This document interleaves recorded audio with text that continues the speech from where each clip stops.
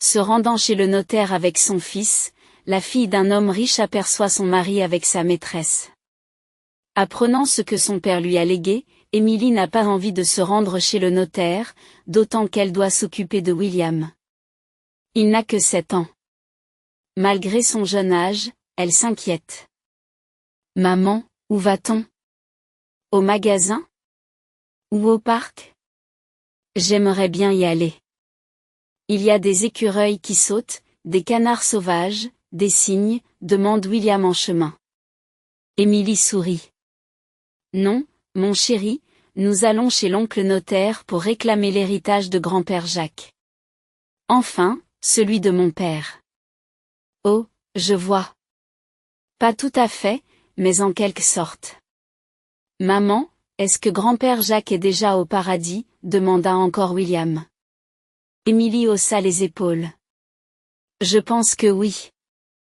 Il n'a jamais fait de mal à personne, il a aidé des petites maisons, des animaux sans abri. William acquiesça, mais poursuivit néanmoins la conversation. C'est à cause de grand-père que les chiens sans abri se promènent avec une médaille jaune ? Oui, cela signifie que le chien est vacciné et qu'il ne représente pas une menace pour les gens. Et il ne se contente pas d'errer dans la ville, il se promène près du refuge. William rêvait d'avoir un jour son propre chien. Pendant ce temps, Emily était préoccupée par la conversation imminente avec le notaire. Que pourrait-elle y apprendre, surtout si son père était parti pour de bon ? C'est le sujet le plus douloureux pour elle. Pourquoi devait-elle s'occuper de toutes ces affaires maintenant ? D'autant plus qu'elle avait toujours rêvé d'une vie liée à un salon de beauté ou, au pire, à un restaurant. Et voilà qu'elle dirige une entreprise de construction. Ces complexités, dont beaucoup restaient un mystère pour elle. D'un autre côté, elle n'avait pas le choix. Il fallait qu'elle monte en grade. C'était une procédure nécessaire. Oh, et comme tout cela est inopportun. Une chose après l'autre. Comme une sorte de malédiction. Et puis il y a eu le divorce avec Oscar, mais tout s'est accumulé. Son mari a montré son vrai visage. Dès la mort de son père, il s'est mis à fréquenter sa maîtresse ouvertement, sans vergogne, ce qu'il n'aurait jamais osé faire sous le regard de Jacques. Il avait peur. C'est compréhensible. James Albertson s'était craint par beaucoup. Son caractère à lui seul était intimidant. Et il avait un sens aigu des affaires. En cas de besoin, il pouvait gérer n'importe quelle situation mieux que n'importe quel serpent. Mais chaque chose a son temps. Il y a un mois, Emily et sa belle-mère, Olivia, ont appris la tragique nouvelle. Une perfide crise cardiaque provoquée par le surmenage, les voyages d'affaires, les négociations, et des voyages d'affaires à n'en plus finir. Tout cela pour la maison, tout cela pour la famille. Emily soupira tristement et traversa la rue pour se rendre à l'étude du notaire. En des temps meilleurs, elle aurait pu utiliser une voiture, mais pour l'instant, elle n'avait pas cette possibilité. Peu avant le départ tragique de James Albertsons, un pépin était apparu dans son entreprise jusqu'alors florissante. Emily a donc dû vendre sa voiture personnelle pour aider son père à régler au moins partiellement ses dettes. Bien sûr, elle ne regrette pas du tout d'avoir vendu sa voiture. On pouvait vivre décemment sans elle, et ce n'était pas un problème majeur. La voix de Williams tira Emily de ses pensées moroses.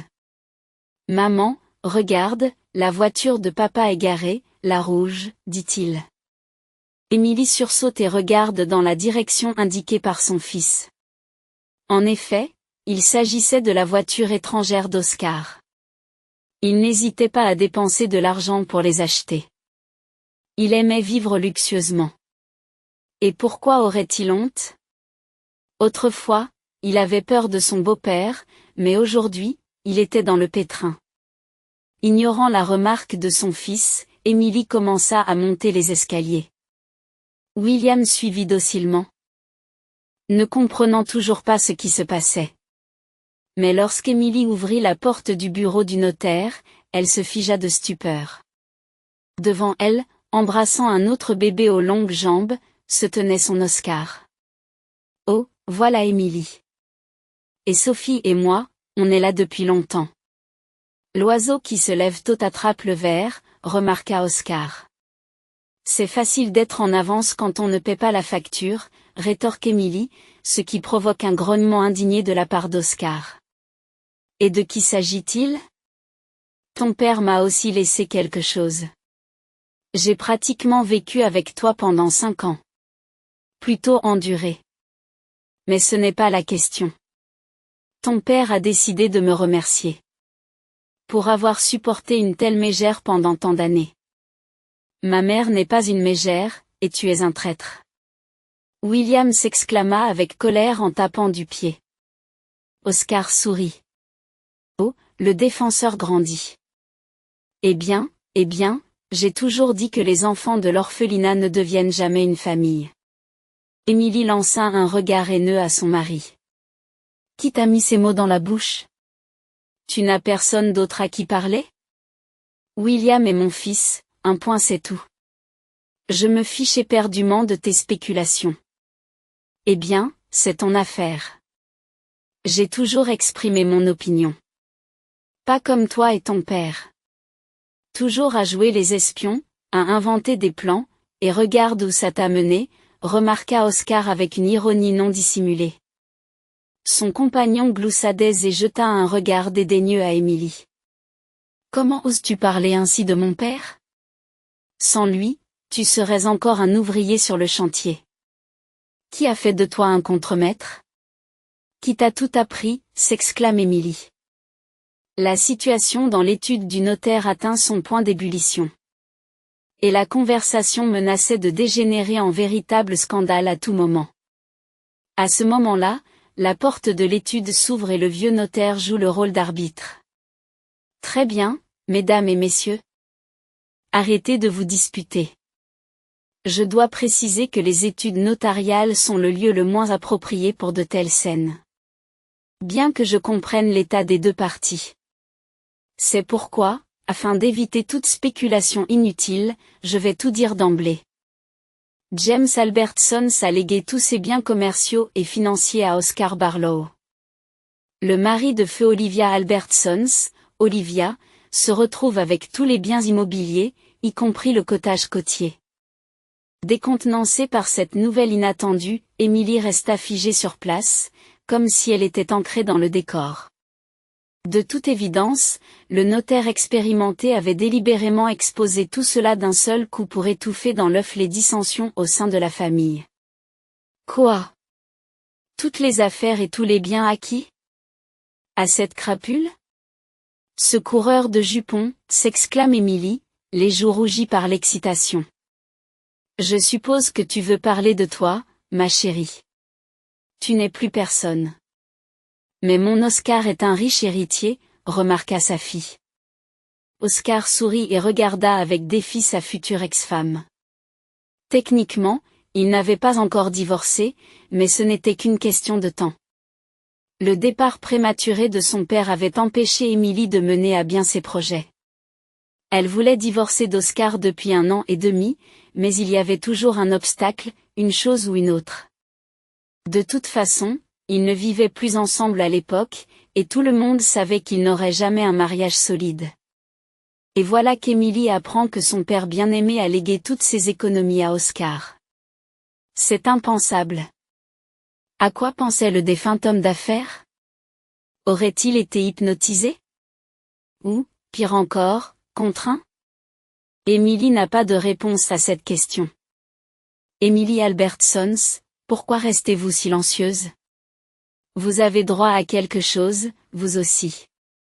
Votre défunt père ne vous a pas oublié, intervint le notaire. Émilie leva la tête et croisa le regard du vieil homme. Et qu'est-ce que j'obtiens? Le notaire ajusta ses lunettes à monture en corne sur son nez et répondit impartialement, vous héritez de la maison de campagne ainsi que des terres et des dépendances adjacentes. Une pause tendue envahit le bureau. Il semble que même la secrétaire se soit figée, arrêtant de taper sur le clavier. Émilie pense d'abord avoir mal entendu et mal compris les paroles du notaire, mais lorsqu'elle pose à nouveau la question, son humeur s'effondre encore plus. Oh, mon Dieu, est-ce que c'est ce que pensait mon père lorsqu'il a écrit son testament qui a traversé l'esprit de la jeune femme? Ne sachant pas de quelle maison il était question, William se rapprocha de sa mère, regardant avec angoisse toutes les personnes présentes. Eh bien, Émilie, contente de ton héritage. Papa a fait mouche ou pas? Oscar ricane. Il a réussi, Oscar. Il a visé juste, répond Émilie d'une voix tremblante. Son ex-mari sourit. Je parie que tu n'as même pas vu la maison.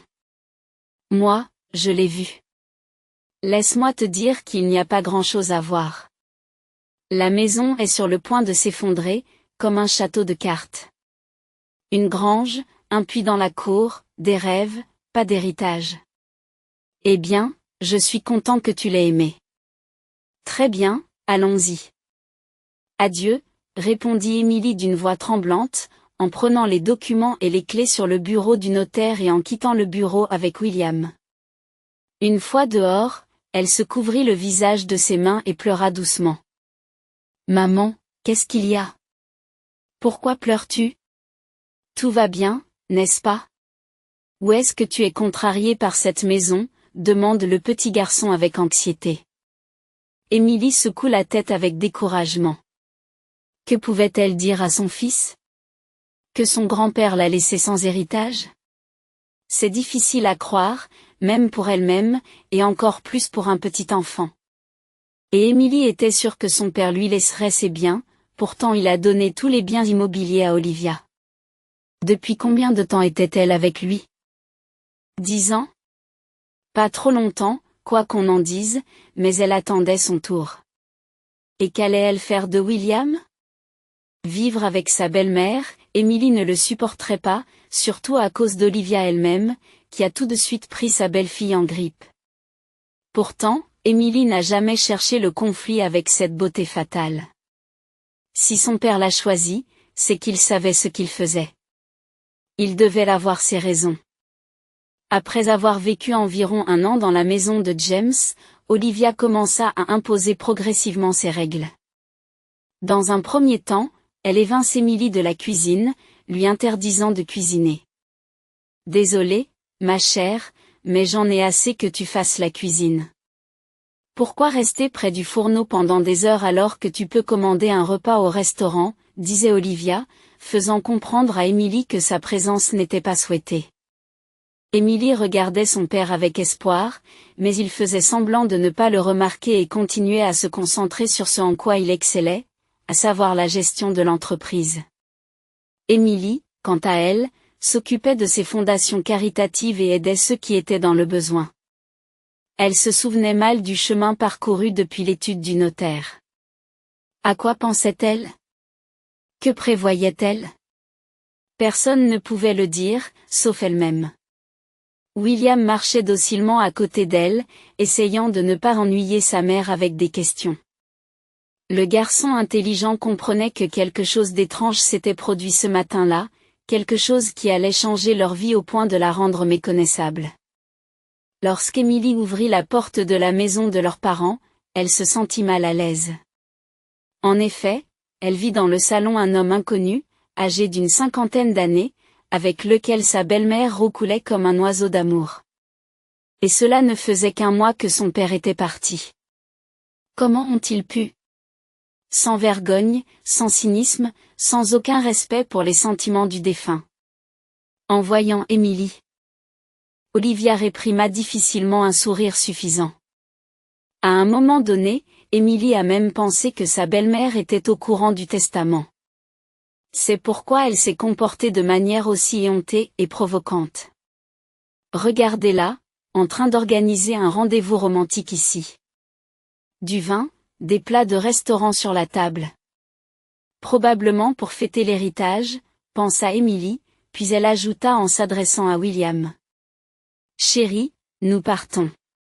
Mets tes affaires dans ton sac à dos, et je vais commencer à préparer les valises. Le garçon regarda sa mère avec surprise. Le garçon regarde sa mère avec surprise. On part? Mais pour aller où? À la campagne. Là où grand-père nous a laissé l'héritage. Qu'est-ce qu'il y a d'autre à faire? Répond Émilie d'une voix tremblante. William acquiesça et courut dans sa chambre pour faire ses valises. Émilie, tu pars quelque part? Demanda Olivia d'une voix un peu pompette. Oui, nous partons. Il n'y a plus rien à faire ici. Oh, je t'aide? Appeler un taxi ou autre chose? La belle-mère persiste. Non, merci. Suis-je vraiment stupide au point de ne pas pouvoir appeler un taxi moi-même? S'emporte Émilie. Il leur fallut environ une demi-heure pour faire leurs valises. Émilie a l'impression d'agir contre elle-même et les circonstances l'obligent à regarder la situation sous un angle complètement différent. Après tout, elle avait pensé que son père lui laisserait l'entreprise et tous les actifs financiers.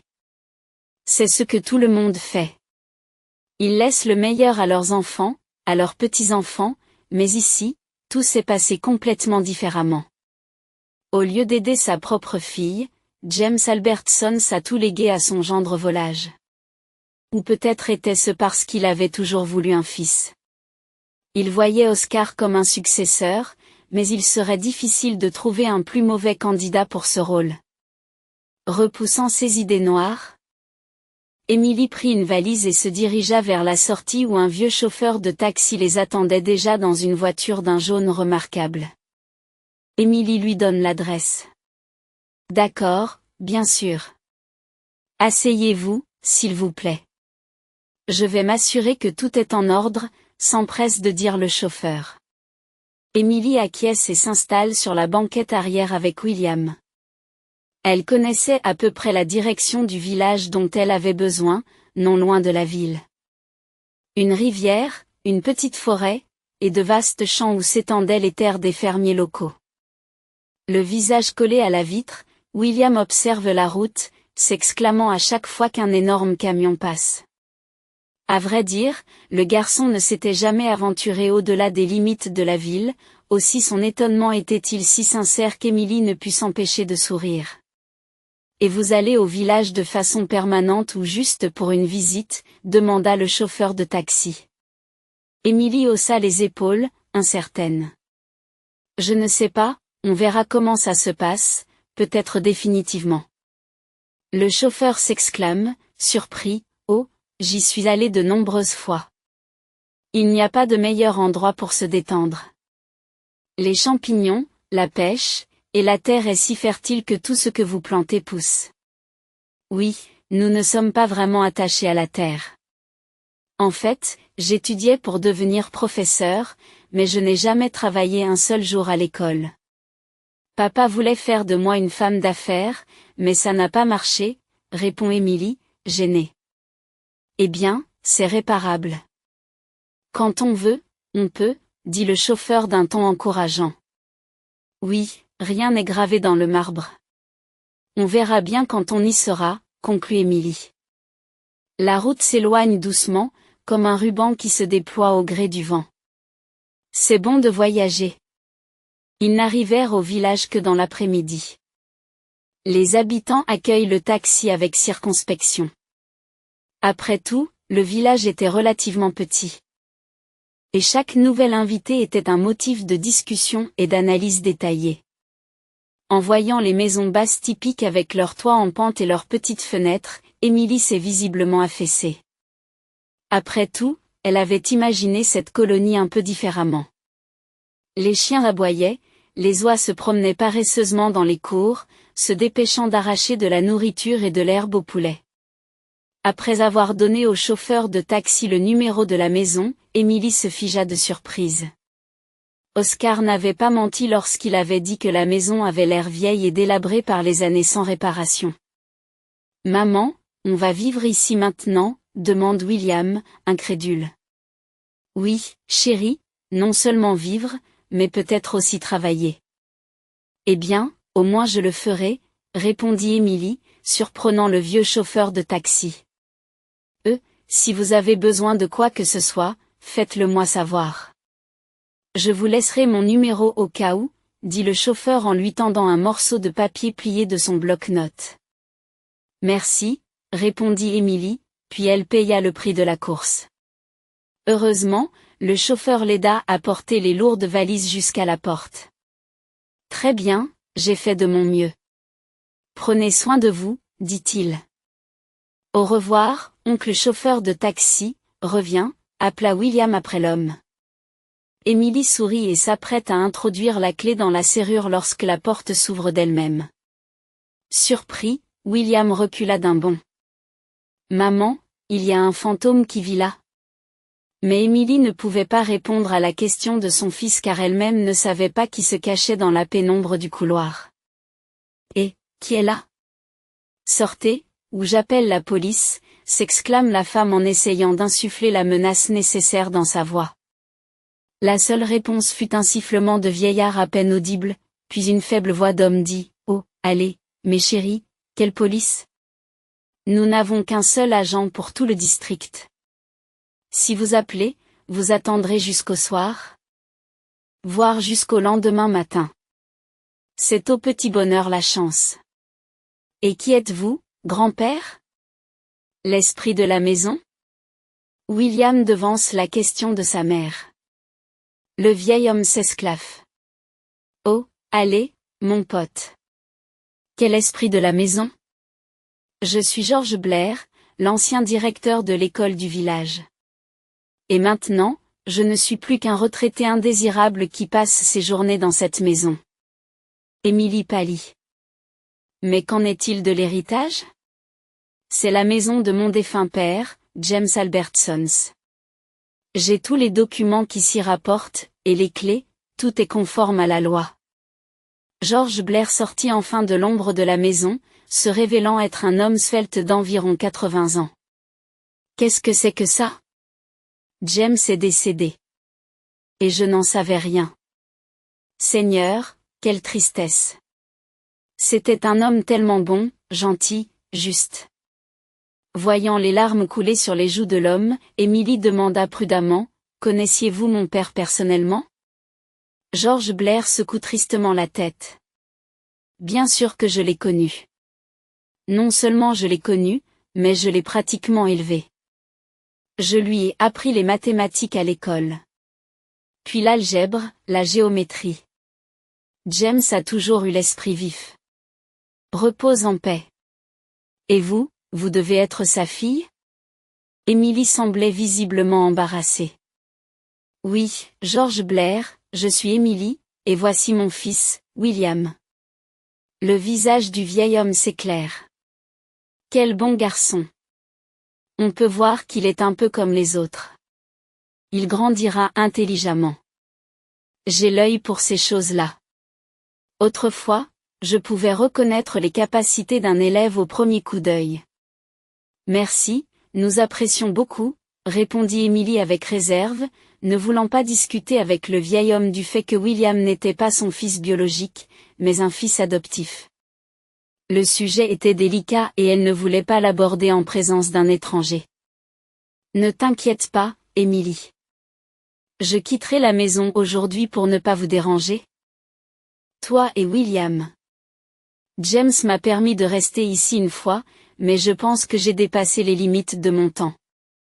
Il est temps de passer à autre chose, ajouta George, pour une raison inconnue, et il alla préparer ses affaires. À ce moment-là, Émilie se sentit prise d'un violent accès de conscience. Il n'était pas juste de mettre cet homme à la porte alors qu'il n'avait nulle part où aller. Attendez, George, ne partez pas. Reste avec nous. Si papa voulait que tu vives ici, qu'il en soit ainsi. Le vieil homme regarda Émilie d'un air sceptique. Oh, voyons, tu ne veux pas dire ça. Vous allez vivre ici en famille. Pourquoi vous encombrer d'un vieil homme comme moi? J'ai mes propres problèmes à régler, mais je touche une pension convenable. Si vous avez besoin de quoi que ce soit, je peux vous aider. C'est très bien. Si ça ne vous dérange pas, restez pour toujours. Nous ne connaissons personne dans le village. Vous serez notre guide, conclut Émilie avec un sourire, évitant avec tact la question sur son mari. Que pouvait-elle dire d'autre? Elle n'a toujours pas divorcé de son mari infidèle qui, en plus, a dilapidé l'héritage de son père. Non, Émilie n'a pas de plainte à formuler contre la justice. Et d'où viendrait-elle quand tout sera bien documenté? Merci, Émilie. Tu es une bonne âme. Vous m'avez recueillie, vous ne m'avez pas laissé errer dans le monde. Ma belle-fille m'a chassée de la maison après la mort de son fils. Pas tout de suite, bien sûr, mais progressivement. Elle m'a d'abord chassée de ma chambre, puis m'a fait déménager dans le salon, puis dans la cuisine d'été, et à partir de là, le chemin vers le sans-abrisme était ouvert. Quelle honte! Une ancienne directrice d'école. J'ai même travaillé jusqu'à la fin de ma carrière, jusqu'à ce que ma santé commence à décliner, se lamente George Blair. Émilie fronce les sourcils. Comment peut-on mettre une personne âgée à la porte? Vous pourriez appeler la police. Oh, pardon, j'ai oublié. Ou l'agent de police local. George Blair fait un geste dédaigneux de la main. Oh, voyons, Émilie, quel est l'intérêt de tout cela maintenant? J'ai changé d'avis sur beaucoup de choses ces derniers temps.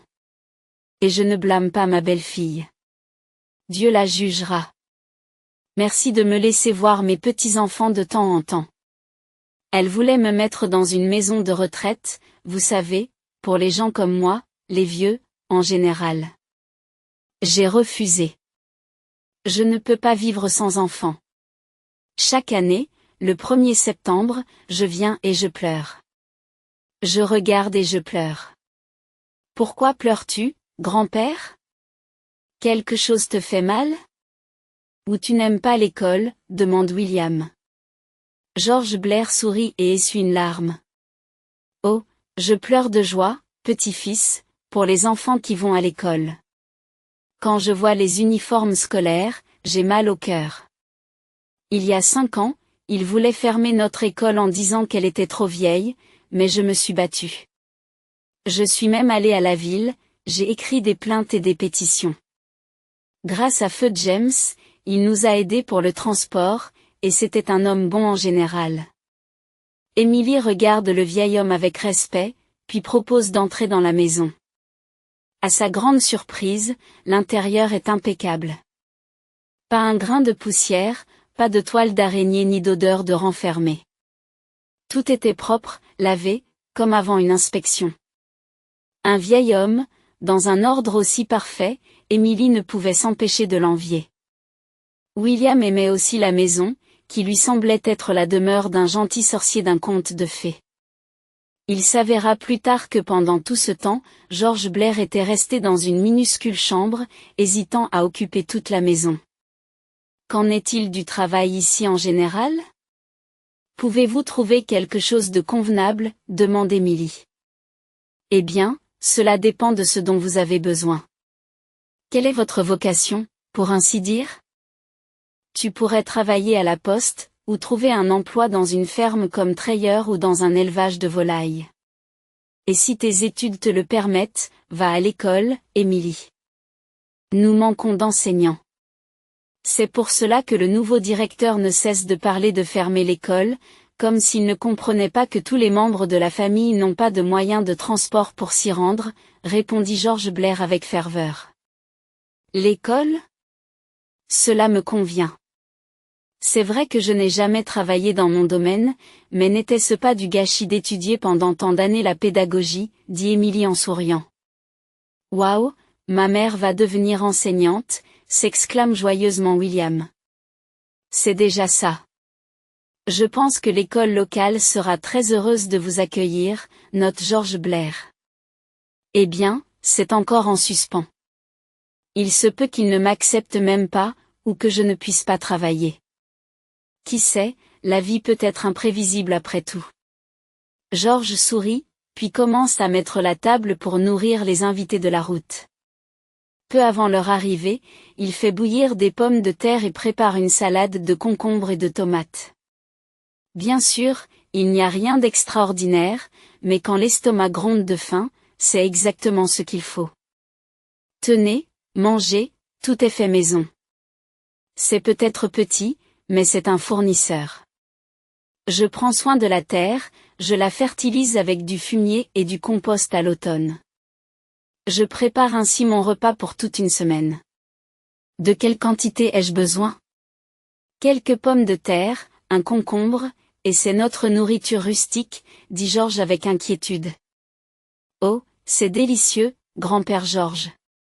On s'en lèche les doigts, dit William, la bouche pleine. Le vieil homme sourit.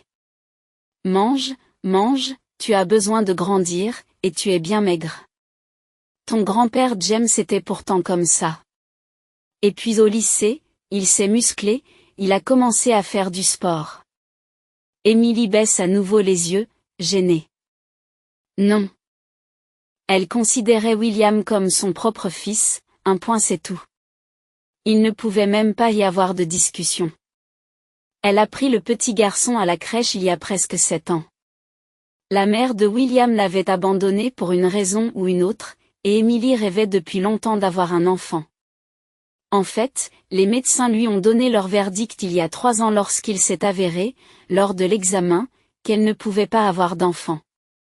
Émilie a dû prendre la décision d'adopter le petit William presque seule, car elle n'avait aucun espoir de soutien de la part d'Oscar. La situation était d'autant plus compliquée qu'à la naissance, William avait un nerf pincé dans la jambe, ce qui aurait pu le rendre infirme à vie. Si vous voulez vraiment le prendre, je ne m'y opposerai pas, mais pourquoi avez-vous besoin d'un enfant infirme? Vous ne pouvez pas prendre quelqu'un de normal? Avait dit Oscar avec dédain à l'époque. Tu n'as pas honte de dire ça? Il est encore si petit. Tu n'as pas une once de compassion dans ton cœur, dit Émilie, les larmes aux yeux. De la compassion? J'en ai ou pas? Bien sûr que j'en ai. Mais ce n'est que de la compassion pour moi-même. Qui s'occupera de moi, hein? C'est vrai, personne. Toi, par exemple, tu es prêt à t'occuper d'un garçon handicapé au lieu de t'inquiéter pour moi, rétorque son mari. Bien sûr, Émilie s'est immédiatement doutée qu'elle ne trouverait pas de soutien dans ses yeux. Mais qu'est-ce que c'est? C'est impensable. Et toi, ma petite, tu ne peux pas te débrouiller toute seule? C'est un enfant, tu sais. Il a besoin d'aide. Peut-être même qu'il a besoin d'une chirurgie réparatrice, s'exclame Émilie. Eh bien, si tu en as besoin, tu t'en occupes. J'ai autre chose à faire, déclare Oscar en claquant la porte. À la décharge d'Émilie, il faut dire qu'elle a mis son plan à exécution. Elle obtient la tutelle de William, âgé de 3 mois. Plus tard, elle a présenté le petit garçon à l'un des meilleurs spécialistes de la chirurgie orthopédique pédiatrique, grâce auquel le petit a pu enfin se débarrasser de son mal. Pendant tout ce temps, Émilie n'a pas dit à William qu'il avait été adopté. Pourquoi le bouleverser inutilement, alors qu'Émilie l'aimait de tout son cœur et le considérait comme le plus proche, le plus cher? Feu James réagit à la décision de sa fille avec retenue mais compréhension.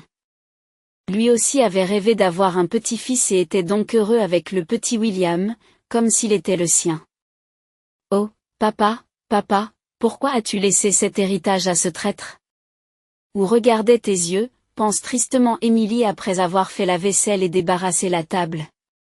Elle ne se doutait même pas que son mari infidèle, Oscar, pensait à la même chose à ce moment précis. Alors, tout s'est bien passé, hein? Alors, le vieux m'a transféré toute l'affaire, demanda Oscar en souriant à sa nouvelle maîtresse, Sophie. La jeune fille le regarde avec surprise. Oui, on peut dire ça. Et honnêtement, comment as-tu fait pour y arriver? Oscar sourit d'un air mystérieux. Oh, c'est très simple. Je l'ai partagé avec le notaire et j'ai intercepté le testament d'Albert Sons. Il me l'a remis lui-même. En fait, il était à l'article de la mort. Il a dû compter sur moi. Il a vu son fils en moi. Et moi, comme je ne suis pas un imbécile, j'ai saisi ma chance à fond. J'ai fait le testament et j'ai persuadé le notaire. Les yeux de Sophie s'écarquillent de surprise. Mais comment as-tu fait? Et pourquoi le notaire a-t-il accepté? N'est-ce pas un délit? Eh bien, comment j'ai fait? C'est simple comme bonjour. Le fils de ce notaire a eu un accident de voiture. C'était une affaire très médiatisée. L'enquête l'a déclaré coupable et j'ai réussi à mettre la main sur les images de la caméra du tableau de bord. Quelles images? La jeune fille ne comprend pas. Oscar renifle d'agacement. Oh, tu es si naïve? Sophie. Il s'agit de la caméra du tableau de bord de la voiture, qui filme la route. Presque tous les autres conducteurs en ont une. Et j'ai eu la chance de trouver un témoin de l'accident. J'ai acheté cet enregistrement et je l'ai présenté au notaire. Et il a accepté? Sophie insiste. Bien sûr. Que pouvait-il faire d'autre? Après tout, cet enregistrement était le principal atout dans le procès contre son fils. Il a montré cet enregistrement au tribunal et toutes les charges qui pesaient sur lui ont été immédiatement abandonnées. Et le véritable responsable de l'accident a disparu. On le voit bien sur la vidéo, dit Oscar en regardant Sophie avec un sourire. C'est toujours une bonne fille. Belle. Svelte. Du genre à vous réchauffer le cœur. Que comptez-vous faire ensuite? Je veux dire, avec les biens de votre beau-père, demande-t-elle prudemment. Je ne sais pas encore. Très probablement, je vais vendre l'entreprise à un prix plus élevé et placer l'argent à la banque pour qu'il rapporte des intérêts. Waouh, tu es un vrai génie de la stratégie et de la réflexion, remarque fièrement Sophie. Qu'est-ce que je peux dire? Oscar sourit. À ce moment-là, il se sentait maître de la vie. Après tout, il avait habilement manipulé cet homme riche, était apparu au bon moment et avait résolu le problème de sa volonté de manière radicale, sans paroles inutiles ni paperasserie. En même temps, Oscar ne s'est même pas demandé pourquoi son beau-père lui avait fait confiance sur son lit de mort. N'y avait-il vraiment pas d'autre choix? Oscar a attribué cela aux effets des analgésiques, sans lesquels le défunt ne pouvait pas s'en sortir. Bien qu'elle ait très mal dormi dans son nouvel appartement, Émilie a décidé, après le petit déjeuner, de se rendre à l'école locale pour parler travail. Bien sûr, Émilie comprenait que c'était l'été et qu'elle ne pourrait être inscrite à l'école qu'au mieux en septembre. Mais, d'un autre côté, avoir une conversation sur ce sujet ne ferait pas de mal, et elle le comprenait mieux que quiconque. Le directeur de l'école, Thomas Brown, se méfie de sa visite, comme s'il s'attendait à un piège. Qui sait pourquoi cette citadine a décidé de s'intégrer à son équipe, peut-être dans un but d'inspection. Ils adorent faire ça. Oh, ils adorent ça. Thomas Brown ne veut pas perdre son poste. Après tout, il était le chef, et dans le village, il était pratiquement roi et dieu. Tout le monde voulait vous saluer lorsqu'ils se rencontraient. Après avoir examiné les documents, le directeur réfléchit. D'une part, il pouvait facilement rejeter Émilie, trouver une raison ne serait pas un problème. D'un autre côté, il craignait de faire d'elle une ennemie potentielle. Non, il vaut mieux qu'elle travaille sous ma supervision plutôt que de répandre des rumeurs à son retour en ville. Et puis, il pourrait envoyer une inspection et découvrir que les fonds destinés aux réparations de l'école sont mal utilisés, pensa Thomas Brown, et il ajouta aussitôt, en s'adressant à Émilie. Eh bien, votre diplôme et votre formation ne me font pas douter que vous vous intégrerez bien dans notre équipe bien coordonnée. Et pour vous aider à faire connaissance, je vous propose de travailler, pour ainsi dire, avec un contingent spécial. Quel contingent spécial? Émilie est surprise. Eh bien, nous avons ici un garçon, Oliver Carroll.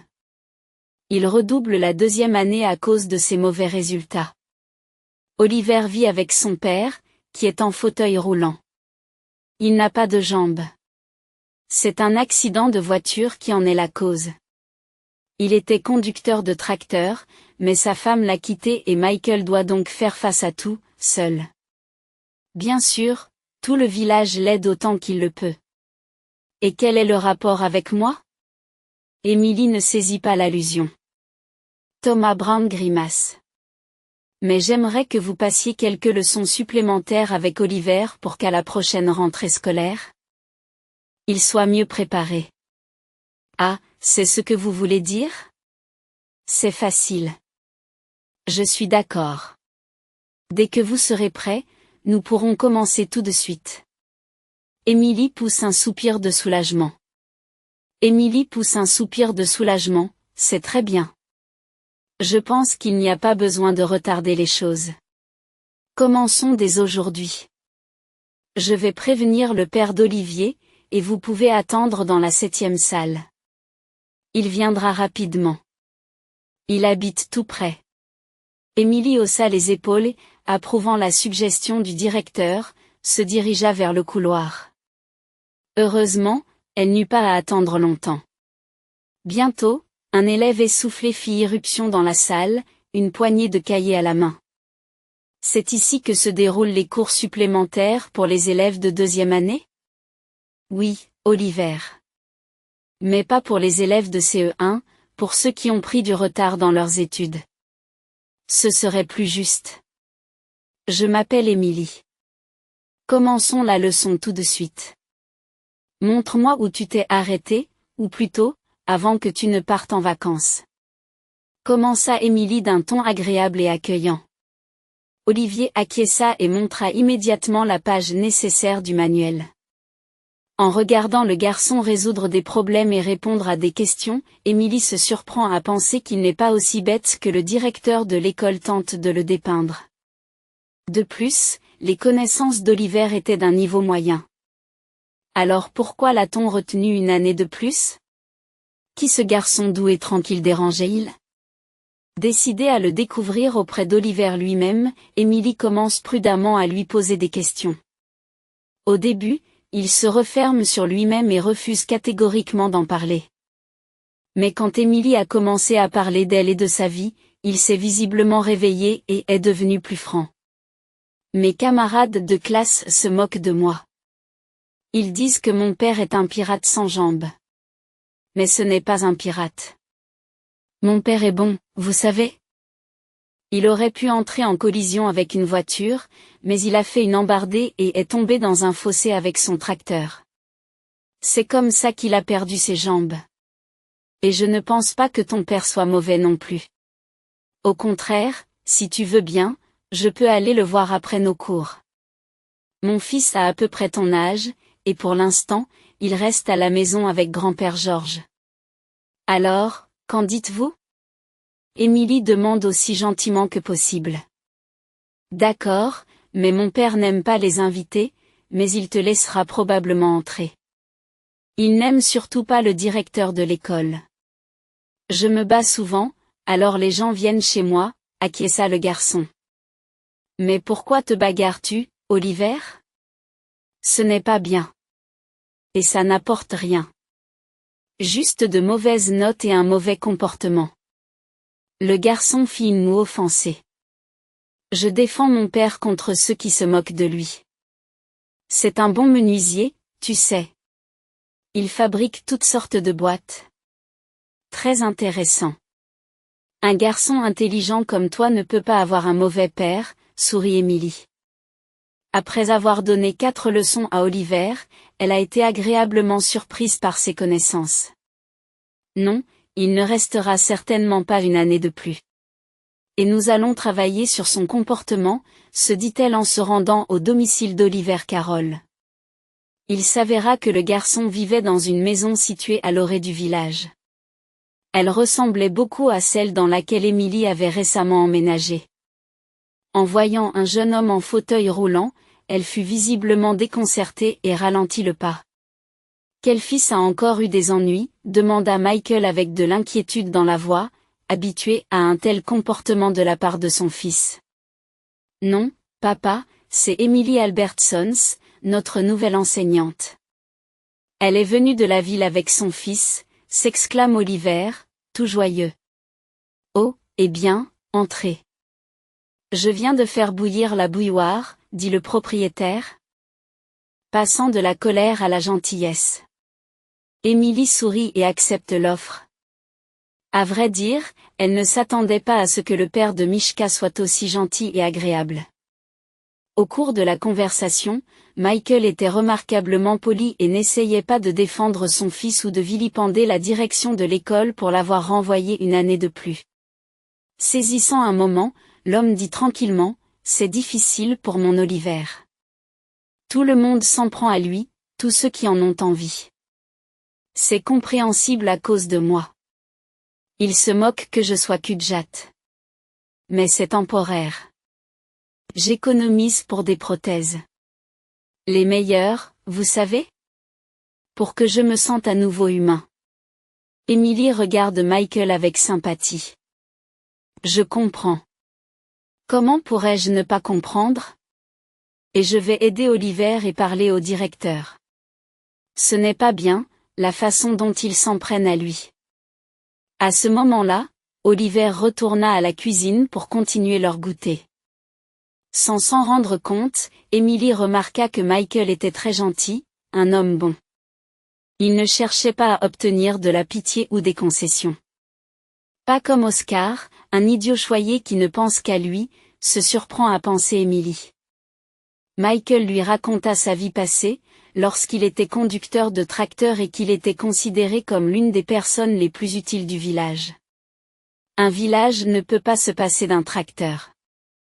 Lorsqu'il neige abondamment, ce n'est pas avec une pelle qu'on va s'en sortir, dit l'homme avec un clin d'œil caractéristique. Émilie resta assise un moment, puis commença à rassembler ses affaires pour rentrer chez elle. À ce moment-là, le téléphone dans la poche de la jeune enseignante vibra, indiquant un appel entrant. En voyant le nom de l'appelant sur l'écran, Émilie fronça les sourcils. C'était Oscar. Qu'est-ce qu'il veut? Je lui manque et il a décidé de m'appeler? Émilie réfléchit et décida de ne pas répondre. De quoi parlerait-il exactement? Reparler de la nouvelle de l'héritage? Là, tout était clair. Oscar l'avait déjà court-circuité sur ce point. Eh bien, qu'il profite de son moment de gloire et de richesse. Il y a droit. Le droit du vainqueur. À la surprise d'Émilie, Oscar ne se contenta pas d'un seul appel et le répéta plusieurs fois.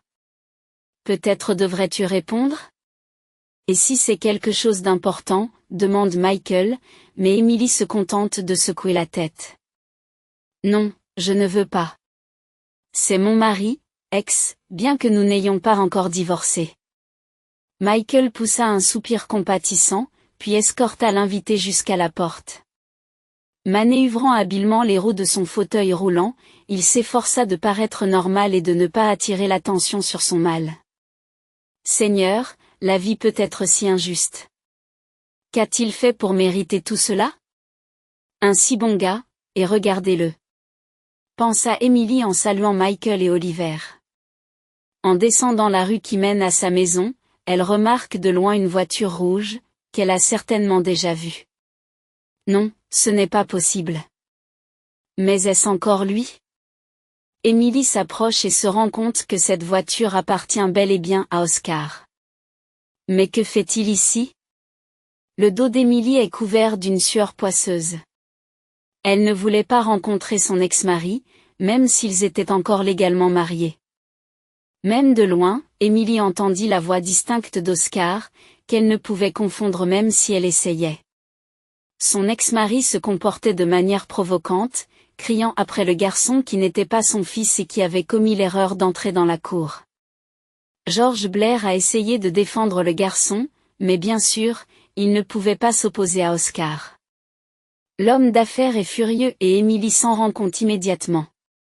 À peine le portail ouvert, elle se retrouve face à face avec son mari furieux. Ah, voilà Émilie. Juste ce qu'il me fallait. C'est de toi dont j'ai besoin. Et qui que je demande, personne ne sait rien. Qu'est-ce que cela a à voir avec moi? Et pourquoi es-tu venue ici? S'exclame Émilie. Oscar sourit. Ah, et tu poses encore la question? Sais-tu que ton père m'a trompé? Émilie pâlit. Comment a-t-il pu te tromper? Qu'est-ce que tu racontes, Oscar? As-tu complètement perdu la tête? C'est toi qui as tout hérité du testament, et moi je n'ai rien eu. Tu as oublié? Non, chérie, je n'ai pas oublié. Mais ton père a toujours su faire des tours de passe-passe. Un vrai magicien, hein? Il planifiait tout à l'avance. Ainsi, peu avant son départ, il a vidé les comptes de l'entreprise. Et puis, son entreprise est au bord de la faillite. Et alors? Tu dis que tu n'étais pas au courant? Grogne Oscar. Les yeux d'Émilie montrent un véritable désarroi. Bien sûr que non. Et tu pensais que c'était le cas? Oscar secoua la tête avec tristesse. Vous êtes tous des menteurs, comme votre père. Vous étiez tous des menteurs. Pouvez-vous vous imaginer inventer quelque chose comme ça? Il m'a surpassé partout où il le pouvait. Rappelez-vous, je ne laisserai pas passer ça. Et si vous ne rendez pas l'argent que votre père a caché sur des comptes secrets, vous le regretterez. Vous me menacez? Quelle est ma faute? C'est la première fois que je l'entends de ta bouche, dit Émilie en pleurant. Mais Oscar n'est pas convaincu. Au contraire, il se comporte comme si Émilie savait déjà ce que son père avait prévu. Après une pause dramatique, Oscar dit quelque chose qui mit Émilie mal à l'aise. Si tu ne trouves pas l'argent, c'est de ta faute, compris? Je ferai en sorte que William finisse dans un foyer pour enfants et tu perdras tes droits parentaux. Oui, et ne me regarde pas comme ça. Tout se passera comme je l'ai dit. À ce moment-là, George Blair, qui s'était tenu tranquillement à l'écart jusqu'alors, est intervenu dans la conversation. Je ne pense pas que vous ayez choisi la bonne tactique, jeune homme. Menacer une femme, surtout une jeune mère? C'est impensable. Les lèvres d'Oscar se retroussent en un sourire. Et qui est ce vieil homme? Votre défenseur, c'est ça? Il n'y a rien à dire. Il est inutile. De toute façon, Émilie, cherche l'argent, et si tu ne le trouves pas, William ira directement au refuge. Je ne veux pas aller au foyer, papa. Pourquoi fais-tu ça? Et pourquoi tu fais du mal à maman? S'indigne William. Quel genre de père suis-je pour toi? Qu'est-ce que tu racontes? Avons-nous quelque chose en commun? Oscar rétorque et se dirige vers sa voiture, où se trouve sa maîtresse Sophie. Émilie, quant à elle, est tellement choquée par les aveux de son ex-mari qu'elle n'arrive pas à prononcer un mot. Des larmes amères coulaient sur ses joues et ses mains tremblaient comme après un violent choc nerveux. Ne le prenez pas trop mal, Émilie. Il ment comme un arracheur de dents, comme toujours. Il n'a pas le courage de faire une chose pareille. Ce n'est qu'une petite fouine. J'en ai vu des comme ça dans ma vie. Ils ne peuvent que menacer, surtout les femmes, remarque George Blair dans un demi-murmure. Merci pour votre soutien. Cela représente beaucoup pour moi, balbutie Émilie. Mais le vieil homme se contente de faire un signe de la main. Oh, allez, n'en parlez pas. Et si cette brute se montre à nouveau, je lui donnerai un bon coup de bâton. Après s'être un peu calmée, Émilie regarda la situation d'un tout autre œil. Il semblait que son défunt père avait laissé à Oscar une entreprise en faillite sans aucun soutien financier. Mais alors, où allait l'argent de ses comptes?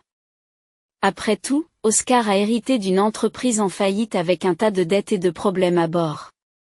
Bien sûr, Émilie savait déjà que son père savait mener les affaires de telle sorte que l'avantage restait toujours de son côté. Mais à ce point, cela dépassait son entendement. Un tel stratagème, élaboré de main de maître. Oui, James Albertson savait réussi l'impossible. Cependant, Émilie elle-même était indifférente à cela. Après tout, elle n'avait aucune idée de l'endroit où se trouvait l'argent de son père. Et il n'y avait tout simplement personne qui pouvait lui donner une réponse claire. « Mais comment s'est passé ton premier jour de travail, Emily ?» demanda George Blair de l'autre côté de la table. Emily sourit. « Je pense que ça s'est bien passé. J'ai rencontré Oliver Carroll et son père, Michael, celui qui travaillait comme conducteur de tracteur. » Le visage de George Blair s'illumina instantanément. Le visage de George Blair s'illumine instantanément, je le connais. C'est un bon gars. C'est juste dommage que la vie n'ait pas été juste pour lui. Il a été victime des circonstances. Si seulement il n'avait pas fait une embardée cette fois-là, s'il n'avait pas sauvé la voiture, il aurait probablement été moins blessé. Emily soupire tristement. À vrai dire, elle était vraiment désolée pour Michael, qui s'était retrouvé dans une situation si difficile. Mais que pouvait-elle faire? Dans l'absolu, rien.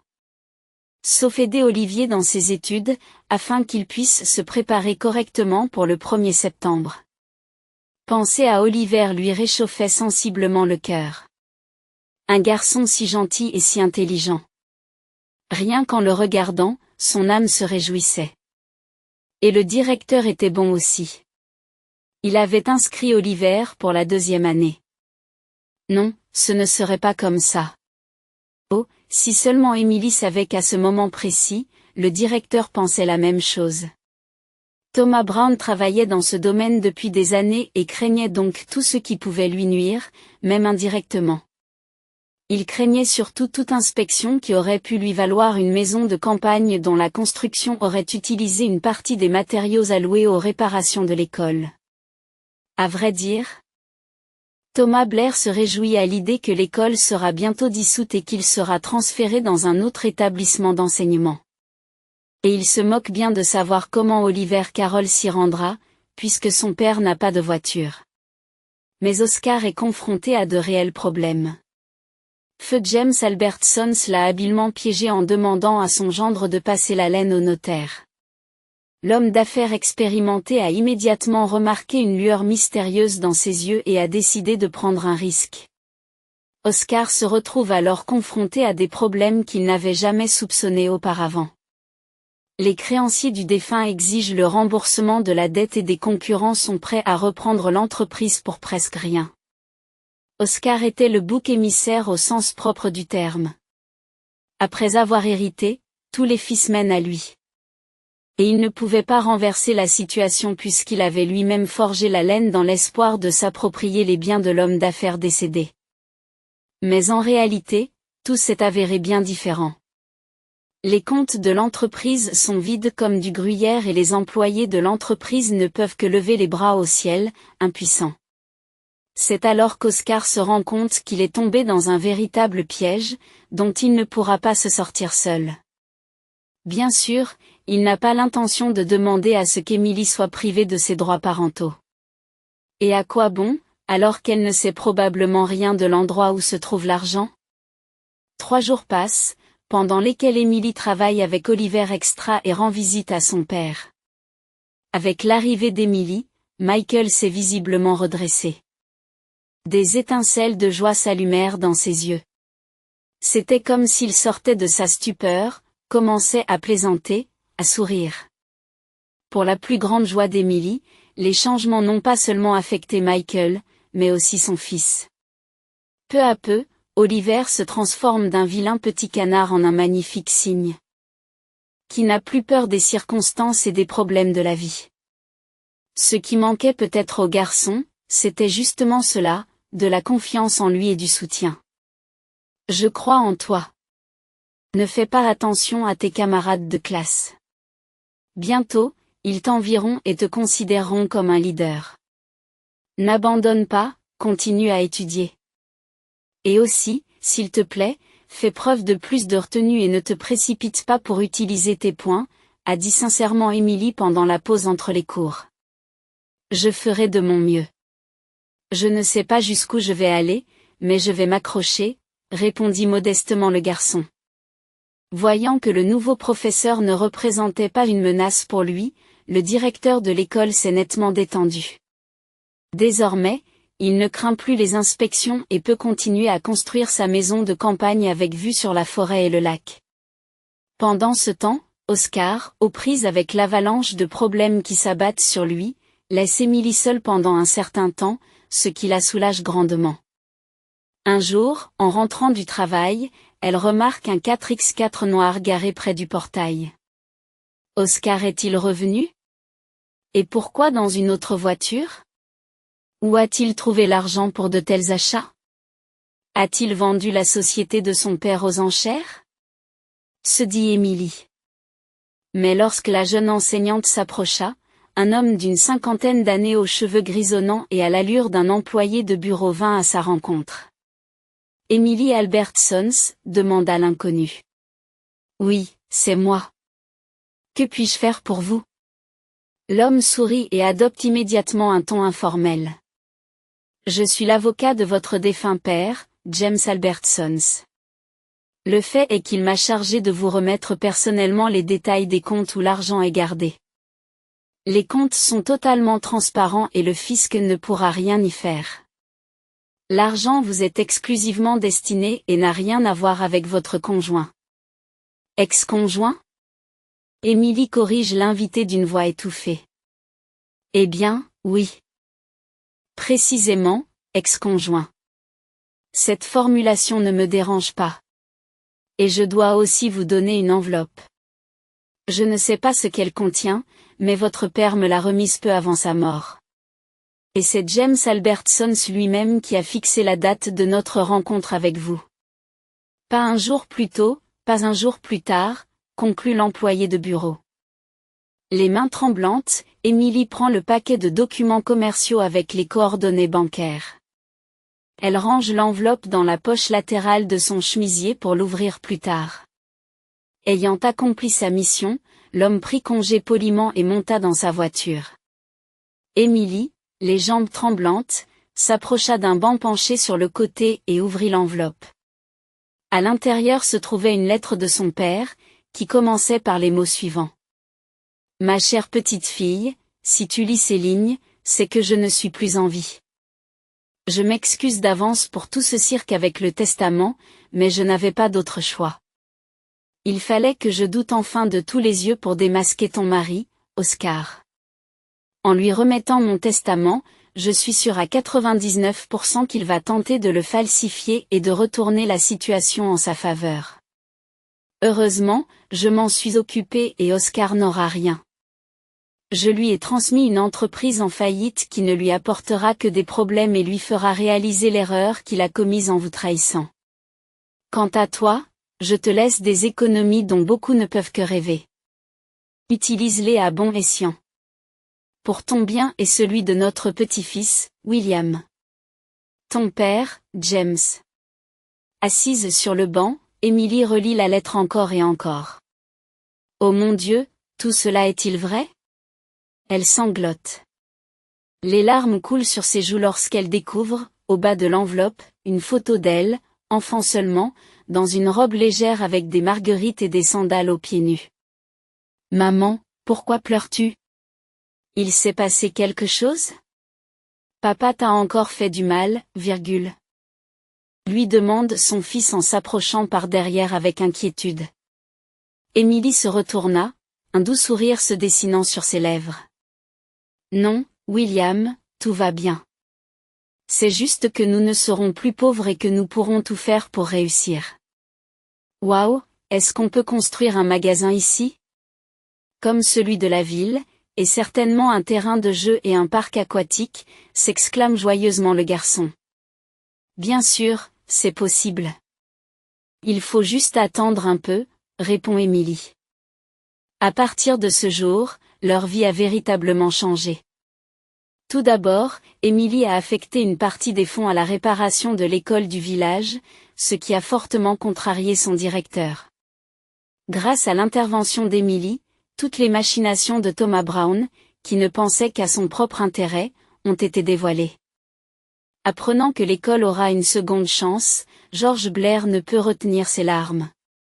Serrant Emily dans ses bras, le vieil homme pleure et remercie le destin de l'avoir rapproché de la fille du défunt James. Emily n'a pas non plus oublié Michael, qui a reçu une invitation dans l'un des meilleurs centres de prothèses pour choisir le modèle nécessaire. Emily, merci beaucoup. Je ne sais même pas comment vous remercier, dit l'homme avec difficulté, retenant son excitation. Elle sourit et regarde Oliver par la fenêtre, comme si elle lui disait, qui a eu raison? C'est vrai, moi et personne d'autre. Oliver a souri et s'est précipité dans la rue pour serrer son professeur bien-aimé dans ses bras. Emily a les larmes aux yeux lorsque le petit garçon lui exprime sa gratitude. Thomas Brown ayant été renvoyé immédiatement après la révélation de ses machinations, il était logique de se demander qui serait le nouveau directeur. Et là, les villageois sont unanimes, il n'y a qu'Emily, personne d'autre. Mais non, comment est-ce possible? Je n'ai aucune expérience, je viens juste d'être embauchée, murmure-t-elle, gênée. Mais George Blair est plus qu'insistant. Acceptez. Emily, ne vous entêtez pas, nous ne trouverons pas de meilleur directeur. Vous êtes tout simplement faite pour ce travail et les gens vous font confiance. Vous avez même alloué une grande partie de votre propre argent pour les réparations, a-t-il insisté. Emily sourit timidement, puis remercie toutes les personnes présentes pour leur confiance. Waouh, ma mère est maintenant la directrice de l'école, s'exclama joyeusement William, mais Emily le réprimanda immédiatement. Ne t'excite pas trop, mon pote. Je ne te lâcherai pas d'une semelle. N'y compte pas. Je te demanderai du matériel comme à tout le monde. Le savoir est léger, tu sais? Ah, ce n'est pas de la connaissance, c'est de l'obscurité, dit Oliver en souriant. Emily se retourna et vit instantanément Michael tenir la main de son fils. Il était debout. Et non seulement debout, mais capable de se déplacer, marchant avec une canne. Emily fut presque submergée par la surprise. Michael avait-il pu se rétablir si vite? Tout cela lui semblait irréel. Environ 3 mois après ces événements, Emily et Michael se sont mariés. Selon les normes locales, c'était assez modeste, mais les jeunes mariés n'avaient pas besoin de plus. Et le plus important, c'est qu'ils aient pu se trouver dans un village banal où de tels miracles ne se produisent que très rarement. Quant à Oscar, on sait seulement qu'il a fait faillite et qu'il a perdu tout ce qu'il avait volé à son défunt beau-père. Il s'est avéré qu'Emily a remboursé les dettes de la société et a acheté une participation majoritaire dans la vente aux enchères presque pour rien. À ce moment-là, ils étaient déjà divorcés et Oscar n'a rien obtenu de cette affaire. Laissé sans rien, il s'est rapidement effondré, vendant sa voiture et la plupart de ses biens personnels, ainsi que ses bijoux. La belle-mère Olivia n'a elle non plus rien obtenu de bon après le départ de son mari. C'est la faute de son amant, qui a complètement éliminé cette beauté obstinée. Mais à l'école du village, ils ont fait de si bonnes réparations que la salle de classe est maintenant surchargée d'élèves. En effet, les élèves venaient de tous les villages environnants, et Emily avait même dû envoyer son propre bus scolaire sur le trajet. George Blair en est très heureux, car il a consacré la majeure partie de sa vie à travailler dans cette école. En regardant les enfants se précipiter à l'école avec leur sac à dos, il remercie Emily et Michael d'avoir donné une seconde vie au village.